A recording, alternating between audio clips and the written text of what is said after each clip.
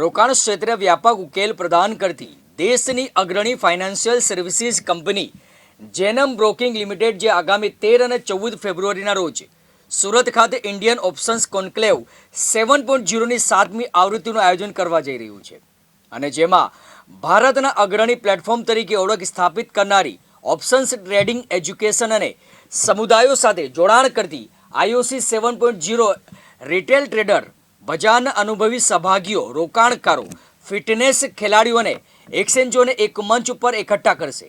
ત્યારે શું છે વધુ માહિતી, આવો સાંભળીએ. જૈનમ બ્રોકિંગ લિમિટેડ છેલ્લા 6 વર્ષથી ઇન્ડિયન ઓપ્શન કોન્ક્લેવ ઓર્ગેનાઇઝ કરે છે. 6 વર્ષ વેન્યુ ડિફરન્ટ હતા, પણ છેલ્લા 2 વર્ષથી અમે લોકો સસાણા ડોમ સુરત જે બહુ ફેમસ છે એની અંદર આપણે આ આઈઓસીનું પ્રોગ્રામનું અરેન્જમેન્ટ કરીએ છીએ.